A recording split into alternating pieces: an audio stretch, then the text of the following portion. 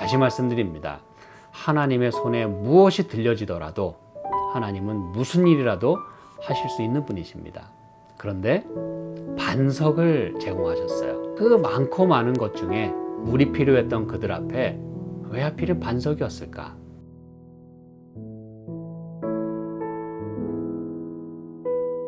오늘 함께 살펴볼 하나님 말씀은 시편 78편 15절에 있는 말씀 보겠습니다.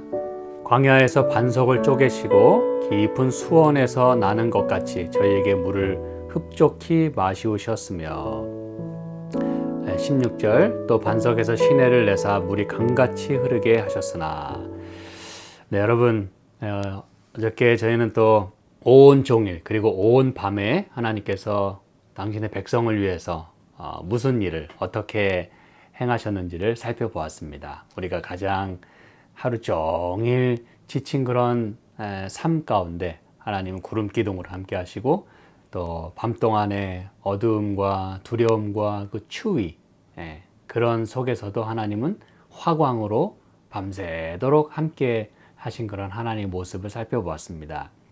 이제 하나님께서는 이스라엘 백성을 그 광야에서 인도하시는 동안에 이 아삽이 오늘 이 15절 또 16절에 있는 말씀을 통해서 무엇을 말씀하고자 하냐면 그들이 물이 없어서 광야에 물이 어디 있겠습니까? 그렇죠? 그렇게 또 원망하고 또 그들이 죽게 생겼을 때에 하나님께서는 물을 제공하시는 모습을 보게 됩니다. 광야에서 물을 내시는 분이세요. 그런데 이 민수기에도 그런 말씀이 있습니다만 그 히스토리를 보여주면서 오늘 이 아삽이 그 말씀을 조명하는 것이에요. 광야에서 반석을 쪼개시고 깊은 수원에서 나는 것 같이 저희에게 물을 흡족히 마시우셨다라고 이야기를 합니다, 여러분. 이제 군인들 같은 경우에 또 전시 또 모든 이런 상황 속에서 여러분 물은 굉장히 중요합니다. 그렇죠? 물 자체가 그 나라에 또 이 전쟁에서 매우 중요한 건 모두가 다 알고 있습니다. 그리고 그런 상황 속에서 그 수통에 이제 물이 얼마만큼 남아 있느냐, 그게 이제 얼마만큼 또 버틸 수 있느냐 이거잖아요. 그렇죠? 싸움에서. 그런데 그 수통에서 물이 점점 줄어져 갈 때 그 안타까움 혹은 그 두려움 그런 것들이 다 있어요. 그렇죠? 근데 여러분 하나님께서는 물이 제공하더라도 그냥 찔끔찔끔 주신 것이 아니라 수원에서 나는 것 같이 이렇게 물을 흡족히 마시우셨다라고 말씀합니다. 부족함 없이 넉넉하게 넘치도록 주셨다는 말씀이죠. 또 시내를 내사 물이 강같이 흐르게 하셨다 그랬어요. 근데 여러분 이 물을 어디에서 내셨다고 말씀합니까? 광야에서 그리고 반석에서. 여러분 이 광야에서 반석을 만났다 그랬어요. 때마침 이제 반석이 나타난 것이죠. 여러분 생각해 보십시오. 그 황량한 그 사막길을 쭉 걷는데 이제 또 그들이 물이 없어 이렇게 불평할 그때 그들 앞에 이제 반석이 있는 것이에요. 여러분 하나님께서 이 이스라엘 백성들에게 뭔가 일을 행하실 수 있는 한마디로 건덕지를 이제 제공하시는 것입니다. 그걸 통해서 뭔가 보여주시려고 하는 것이죠. 물론 여러분 하나님은 아무것도 없는 가운데서도 무엇이든지 창조해 내실 수 있으세요. 그런데 그들에게 조금 더 이렇게 relevant하게, 조금 더 이렇게 피부로 느껴지고 눈으로 보고 또 믿겨질 만한 그런 일들을 대부분 하십니다. 그렇죠? 꼭 예를 들어 반석이 아니더라도 여러분 잘 기억하시기 바랍니다. 꼭 반석이 아니더라도 하나님은 어떤 형태로든 물을 내실 수 있으셨을 거예요. 그렇죠? 어떤 상태로든 만약에 반석이 없었다면 땅 속에서 물이 그냥 팍 터쳐 나오도록 그렇게 하셨을 수도 있습니다. 그런데 여러분 하나님은 이렇게 반석을 만나게 하셨어요. 이제 제가 후반부에 그 말씀을 드리겠습니다. 이 마치 그것이 무엇이라 할지라도 하나님의 손에 그 무엇이라도 들려지면 하나님은 무슨 일이든 하실 수 있다는 것이에요. 아무것도 없는 가운데서 하시지만 우리를 위해서는 그 무엇인가를 눈에 보일 수 있는 것들을 이제 주신다는 것이죠. 이 보증 혹은 이렇게 증거로서 잊혀지지 않도록 확실한 어떤 그 매개물, 증거물을 삼고 그렇게 하나님은 일을 행하십니다. 마치 이 수선공의 손에 들린 그 도구처럼 말이죠. 하나님은 그 도구를 가지고 무엇이든지 하실 수 있는 것이에요. 네. 네, 여러분 잘 다시 한번 생각해 보시기 바랍니다. 하나님은 물을 달라 하는 백성에게 반석을 제공하셨어요. 그냥 여러분 오아시스를 제공하실 수도 있지 않았겠습니까, 여러분? 몇 발자국 더 가면 그냥 물이 있어요, 그냥. 오아시스. 그렇게 하실 수도 있었을 텐데 그들의 요청에 대한 하나님의 대답은 반석이었어요. 그래서 이제 모세에게 반석을 치라 이렇게 이제 말씀을 하신 것이잖아요, 그렇죠? 여러분 말이 안 되잖아요. 물이 나올 법한 뭔가를 주셔야지 반석에서 어떻게 물이 나옵니까, 여러분? 상식적으로 말이 안 되잖아요. 오아시스라면 몰라도 기껏 대답해 주셨다는 게 반석이에요. 우리 상식으로는 도무지 말이 안 되지만 여러분 하나님은 상식을 뛰어넘는 분이십니다. 그렇죠? 그래서 불가능을 가능케 하시는 분임을 우리에게 더욱더 확신시켜 주기 위하여 반석을 만나게 하셨다고 저는 믿습니다, 여러분. 이 반석은 아마 그 뜨거운 사막에서 분명 달궈져 있었을 것이에요. 뜨끈뜨끈했을 것입니다. 만지기만 해도 뜨거워서 아마 손을 댈 수도 있어요. 그렇죠? 근데 그 뜨거운 반석에서 시원한 생수가 나왔다는 것이죠. 이것 또한 상상을 뛰어넘는 하나의 재미 아닙니까, 여러분? 하나님은 참 그렇게 일을 행하시는 분이세요. 그 뜨거운 반석에서, 그리고 물이 나올 법하지 않은 그 돌덩이에서 하나님은 깊은 수원에서 나는 것 같이 물을 내셨다 그랬어요. 강같이 내셨다 그랬어요. 그 사막에서.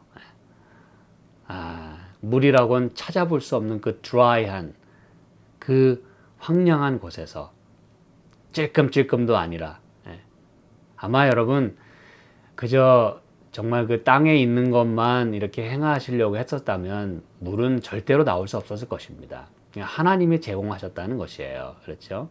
강같이. 그래서 이것은 우리의 상식을 뛰어넘을 때, 도무지 불가능해 보일 때, 말도 안 된다고 생각이 들 때 하나님 그때 기적을 행하시는 분이라는 것입니다.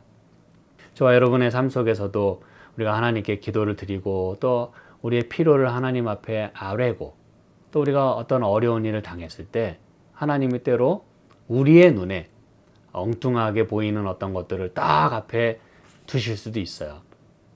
그럼 그때 저와 여러분은 아이고 하나님 이게 뭡니까? 이거 가지고 나보고 뭘 어떻게 하라는 것입니까? 그리고 또 하나님 어쩌시려고 이런 걸 내 앞에 두시고 시험하십니까? 이렇게 이제 우리가 하나님 앞에 또 따질 수도 있어요. 하나님 도대체 상식은 있는 분입니까? 이렇게 말이죠. 내 상황은 도대체 알고나 이런 일을 행하시는 것입니까? 난 이걸 달라 하는데 왜 저걸 주십니까? 여러분 하나님은 우리의 모든 필요를 아시는 분이세요. 무엇을 공급하셔야 가장 적합한지를 나보다 하나님이 더 잘 아십니다, 여러분.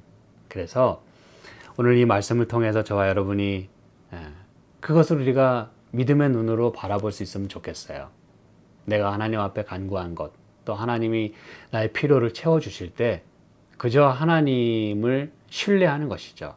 무엇을 주시든지 간에 첫째는 그것에 만족할 수 있어야 되고 또 무엇을 주시든지 간에 하나님은 이걸 통해서 하나님이시니까 어떤 일이든 행하실 수 있다고 하는 걸 우리가 인정해야 하는 것입니다. 다시 말씀드립니다. 하나님의 손에 무엇이 들려지더라도 하나님은 무슨 일이라도 하실 수 있는 분이십니다. 그런데 반석을 제공하셨어요. 반석을. 여러분, 왜 굳이 반석이었을까요, 여러분? 이제 제가 마지막 부분에 이 말씀을 드리는 것입니다. 그 많고 많은 것 중에 물이 필요했던 그들 앞에 왜 하필 반석이었을까? 여러분, 저와 여러분이 잘 아시는 것처럼 이 광야에서 반석을 제공하셨어요. 그리고 거기서 물을 내셨어요. 여러분, 그 반석은 무엇을 혹은 누구를 상징하는 것이었습니까? 베드로는 베드로전서 2장 그의 그 서신에서 이 사실을 분명히 합니다. 이 말씀 외에도 많은 말씀이 있습니다만 대표적으로 베드로전서 2장 4절부터 8절까지 있는 말씀 보겠습니다. 사람에게는 버린 바가 되었으나 하나님께는 택하심을 입은 보배로운 산돌이신 예수에게 나아와 너희도 산돌같이 신령한 집으로 세워지고 예수 그리스도로 말미암아 하나님이 기쁘게 받으실 신령한 제사를 드릴 거룩한 제사장이 될지니라. 여러분, 택하심을 입은 보배로운 산돌, 그분이 누구시라고요? 예수라고 말씀을 합니다. 그렇죠? 예수 그리스도. 그런데 이 예수 그리스도가 이제 성경에 기록하였을 때 6절에 내가 택한 보배롭고 요긴한 모퉁이 돌을 시온에 두노니 저를 믿는 자는 부끄러움을 당치 아니하리라 하였으니, 그러므로 믿는 너희에게는 보배이나 믿지 아니하는 자에게는 건축자들의 버린 그 돌이 모퉁이의 머릿돌이 되고 또한 부딪히는 돌과 거치는 반석이 되었다 하니라. 순종치 아니함으로 넘어진다, 이 말씀까지 합니다. 여러분, 하나님께서 이 보배롭고 요긴한 이 산돌이신 예수를 우리에게 허락하셨다는 것이에요. 우리의 모든 문제에 대한 해결로서 반석을 주셨다는 것입니다. 여러분, 감사하지 않으십니까? 그것이 무슨 문제이든지 간에, 특히 물이 없어서 이 죽을 뻔한 이런 상황에서, 여러분, 밥은 못 먹어도 물을 못 마시면 더 우리는 살 수가 없어요. 그렇죠? 그런데 하나님은 가장 필요한 그 물을 어디에서 내셨다고요? 반석에서 내셨다 그랬어요. 찔끔찔끔이요? 아니요. 강같이. 근데 여러분, 그 예수는 바로 우리의 죄 문제와 우리의 모든 필요를 해결하기 위하여 예수를 하나님이 주셨다는 것이에요. 사람에게 버림바가 되고 건축자들의 그 버린 그 돌, 바로 십자가의 그 고통, 희생, 그 사랑, 그 구원을 통하여 저와 여러분이 구원을 받게 되었다는 것이에요. 죄 문제가 해결되었어요. 인류가 해결할 수 없는 그 가장 큰 문제, 그리고 오늘 우리의 매일의 삶 속에서 필요한 것들, 그 문제들, 거기에 대한 해답으로 하나님은 예수님을 주셨다는 것입니다. 그래서 그분을 믿으면 부끄러움을 당치 아니하고, 그분을 믿고 그것이 우리에게 보배가 될 수 있도록 하라고 베드로는 권면하고 있는 것이에요. 저는 이제 오늘 제가 말씀을 마치면서 하나님은 광야에서 반석을 주셨어요. 그리고 그 반석을 통하여 물을 내셨습니다. 우리의 상식과 우리의 모든 것들을 뛰어넘는 하나님의 놀라운 그 행하시는 기적을 저희가 보게 되는 것입니다. 오늘도 우리의 삶 가운데 허락하시는 하나님의 많은 자비와 은총들, 하나님의 대답들이 있을 것입니다. 그 중에 가장 큰 대답은 바로 예수 그리스도십니다.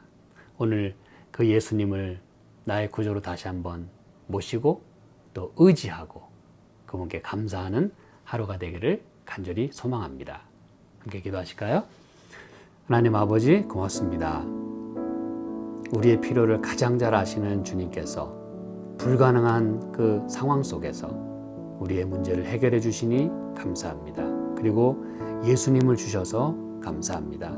오늘 주님의 그 사랑을 저희가 마음 가운데 새기며 주님을 의지하고 주님을 믿고 신뢰하는 하루가 되도록 축복하여 주시옵소서. 예수님의 이름으로 기도합니다. 아멘.